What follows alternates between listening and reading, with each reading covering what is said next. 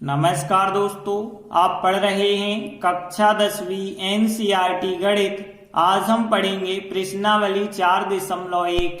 इसके अंतर्गत हम उदाहरण 1 देखेंगे जिसके 2 क्वेश्चन हैं। इन दोनों क्वेश्चनों को करेंगे तो ध्यान से समझना। इससे पहले आप ध्यान रखना द्विघात समीकरण क्या कहलाता है। 2 की घात वाला जो समीकरण होता है उसे हम द्विघात समीकरण या वर्ग समीकरण कहते हैं।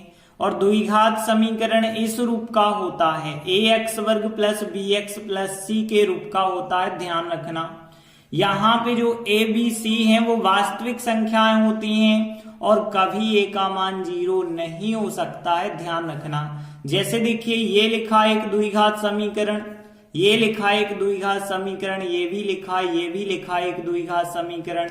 ये सब द्विघात समीकरण के उदाहरण हैं। तो ध्यान रखना द्विघात समीकरण का मानक रूप जो होता है वो ax वर्ग प्लस bx प्लस c बराबर 0 के रूप का होता है।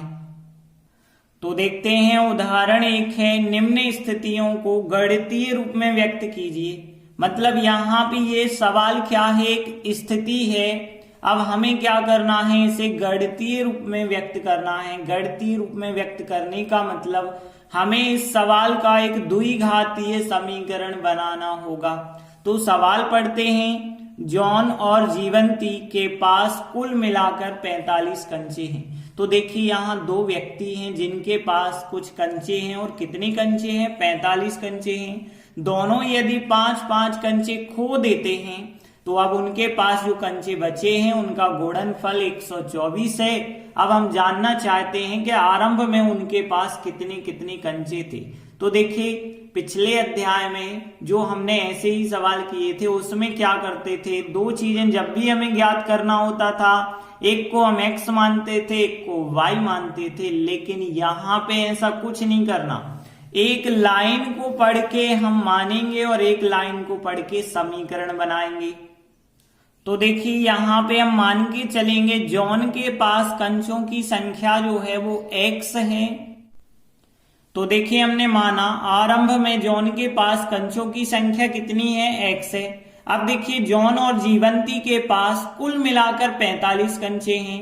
तो अब हम जीवंती के पास कंचों की संख्या मानेंगे, वो इस प्रकार से मानेंगे ताकि इन दोनों का योगफल कितना हो जाए, 45। तो देखिए हम फिर 45 माइनस x मानेंगे, क्योंकि इन दोनों को यदि हम जोड़ते हैं तो x से x कट जाएगा।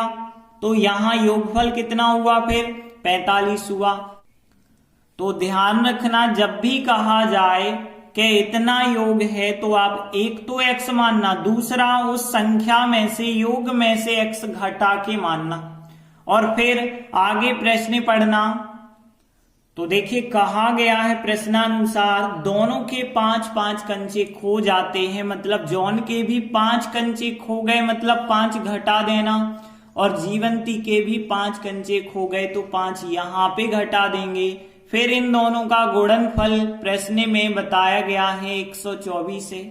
अब देखिए जॉन के तो शुरुआत में कितने कंचे थे, x कंचे थे, और 5 खो गए तो 5 हमने घटा दिया है और गुणित। अब जीवंती के पास जो कंचों की संख्या थी वो 45 माइनस x थी, और यहाँ पे भी आपको 5 घटाना है, बराबर 124। देखिए आगे यदि हम सॉल्व करेंगे तो x माइनस 5 लिखा, पहले हम इसे सॉल्व कर देते हैं। 45 में से 5 घटाएंगे, 40 माइनस x लिखा हमने, बराबर 124। अब देखिए यहाँ पे x का गुणा 40 से जब हम करेंगे तो यहाँ 40x होगा। x का गुणा x से किया जाता है तो x वर्ग हो जाएगा। 5 का 40 से करेंगे तो माइनस के 200 हो जाएंगे। 5 का गुणा x से 5x, माइनस और माइनस प्लस के 5x हो जाएंगे। और फिर यहाँ पे 124 का 124। अब देखिए हमें क्या करना है, सब संख्याओं को एक तरफ ले आना है और क्रम से भी यहाँ पे लिख देना है। तो देखिए यहाँ पे x वर्ग को हम पहले लिख देते हैं, फिर यहाँ पे 40x है और यहाँ पे 5x है और यहाँ पे 200 है माइनस के, 124 इस तरफ लाएंगे, माइनस के हो जाएंगे बराबर 0। अब देखिए यहाँ पे माइनस का x वर्ग तो एक ही है, 40x और 5x हैं तो 45x हो गए धन के, माइनस के 200 और माइनस के 124 तो माइनस के हो गए 324 बराबर 0। देखिए यही चाहे तो आप यही आंसर लिख सकते हैं कि ये हो गया द्विघात समीकरण, या फिर हम माइनस से गुणा कर देते हैं और माइनस से गुणा करेंगे तो यहाँ x वर्ग धन का हो जाएगा, यहाँ पे 45x ऋण के हो जाएंगे और 324 धन के हो जाएंगे बराबर 0। यही कहलाएगा गणितीय रूप। इसके बाद दूसरा प्रश्न है, एक कुटीर उद्योग एक दिन में कुछ खिलौने निर्मित करता है, प्रत्येक खिलौने का मूल्य कितना है? 55 रुपए में से क्या घटाना है? एक दिन में निर्माण किए गए खिलौनों की संख्या को घटाना है, तो जो प्राप्त संख्या होगी उसी के बराबर है एक खिलौने का मूल्य। अब देखिए बताया गया किसी एक दिन कुल निर्माण लागत 750 रुपए थी। अब आपको क्या बताना है कि हम उस दिन निर्माण किए गए खिलौनों की संख्या यदि ज्ञात करना चाहते हैं तो गणितीय रूप क्या बनेगा। तो देखिए यहाँ पे देखें यदि तो खिलौनों की संख्या मान के चलते हैं हम, किसी दिन x थी तो देखिए हमने माना किसी दिन निर्माण किए गए खिलौनों की संख्या क्या है? x है। अब देखिए आगे प्रश्न हमने पढ़ा कुछ खिलौने निर्मित करता है, खिलौनों की संख्या x मान ली, प्रत्येक खिलौने का मूल्य कितना है? 55 में से क्या घटाना है? जितने खिलौने हैं उनकी संख्या घटानी है। तो उस दिन निर्माण किए गए प्रत्येक खिलौने का मूल्य कितना होगा? 55 में से जितनी खिलौनों की संख्या है वो घटानी होगी, तो 55 में से हम x घटा देंगे और फिर प्रश्न पढ़ेंगे। तो देखिए हमने लिखा तब प्रश्नानुसार। अब प्रश्न में क्या है? किसी एक दिन कुल निर्माण लागत है 750 रुपए। अब देखिए यदि आप कुल लागत निकालना चाहते हैं तो खिलौनों की संख्या का गुणा प्रत्येक खिलौने के मूल्य से करना होगा। तो देखिए हमने लिखा खिलौनों की संख्या का गुणा हम प्रत्येक खिलौने के मूल्य से करेंगे तभी हमें कुल लागत प्राप्त होगी। जैसे हमने कहा हमने 5 खिलौने बनाए और एक खिलौने का मूल्य है 10 रुपए, तो कुल लागत कितनी हुई? आप कहेंगे 50। तो कैसे आपको पता चला? 5 और 10 का आपने गुणा किया, मतलब खिलौनों की संख्या और एक खिलौने का मूल्य दोनों का जब गुणा कर देते हैं तो कुल लागत आ जाती है।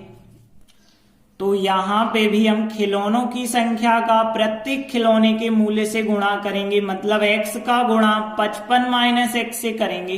तो हमने लिखा कि x का गुणा हमें करना पड़ेगा 55 माइनस x से, और बराबर में कितनी है? कुल लागत 750 है, उसे लिखते चलना है। अब देखिए x का गुणा जब आप 55 से करेंगे तो 55x हो जाएगा, x का गुणा x से करेंगे तो x वर्ग हो जाएगा, और 750 हम इस तरफ ले आते हैं तो 750 यहाँ पे आएंगे माइनस के, बराबर में कुछ नहीं बचा मतलब 0।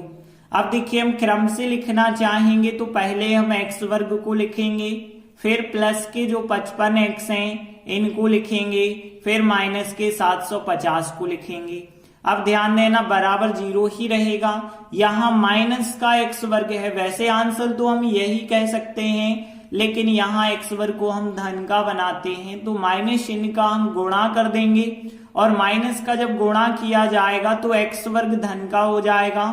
55x जो होंगे माइनस के हो जाएंगे क्योंकि प्लस के थे, और ये माइनस के थे जो कि माइनस से गुणा होते ही प्लस के हो जाएंगे, बराबर आ जाएगा 0 का 0। 0 में कोई चिन्ह नहीं आपको लगाना है। यही हो जाएगा हमारा द्विघातीय समीकरण, मतलब गणितीय रूप में व्यक्त हो गया। इस प्रकार से इसका सेकंड सवाल भी कंप्लीट हुआ। तो देखिए उदाहरण 1 के दोनों जो सवाल थे उसमें केवल गणितीय रूप में हमें व्यक्त करना था, x का आंसर नहीं निकालना था।